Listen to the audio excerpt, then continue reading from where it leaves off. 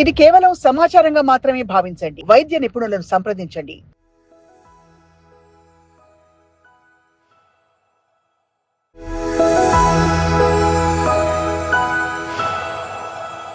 చెవుల పరిరక్షణ కోసం ఏ protocols are daily cleaning is because ఏదో మైల్డ్ సోప్ యూస్ చేయండి, లోపలేమి నూనె గిన్నె వేసి ఏం చేయకండి, ఎక్కువ ఇయర్ బడ్స్ వాడద్దు, ఇవి కూడా చెప్తుంటారు ఏంటి సర్జన్స్.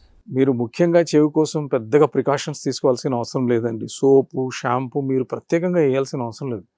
మీరు స్నానం చేస్తున్నప్పుడు ఇన్ జనరల్గా షాంపూ చేసినప్పుడు ఏవైతే షాంపూ వాటర్ లోపలికి వెళ్తే క్లీన్ అయిపోద్ది.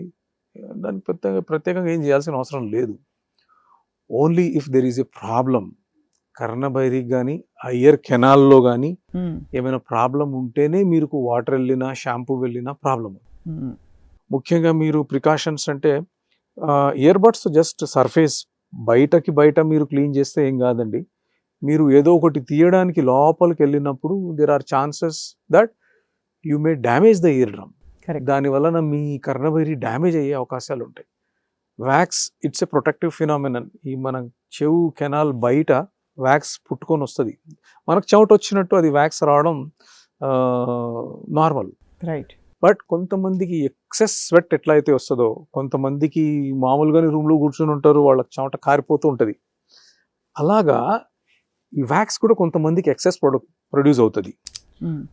ఏదైతే సెరమిన్ ఏదైతే వ్యాక్స్ ఏదైతే ఉందో అది ఎక్కువ పెరగడం, పుట్టుకొచ్చి రావడం వల్ల వాళ్ళు తీస్తారండి, తీయడానికి ట్రై చేస్తారు. 10% బయటికి వస్తుంది కానీ 90% లోపలికి వెళ్ళిపోద్ది. ఓహో, సో అది ఇంకా డేంజర్. లోపలికి వెళ్ళిపోయి అది చాలా హార్డ్, సిమెంట్ లాగా హార్డ్ అయిపోతుంది, వెళ్ళి కర్ణభైరిని ఇలా అతుక్కుంటుంది.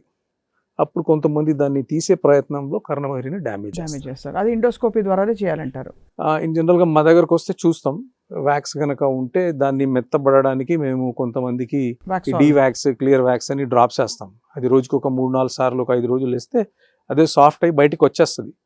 రాని పక్షంలో మా దగ్గరకు వస్తే we remove it right manually, through some camera పెట్టి లోపల ఎండోస్కోప్ పెట్టేసి వీ రిమూవ్ ఇట్.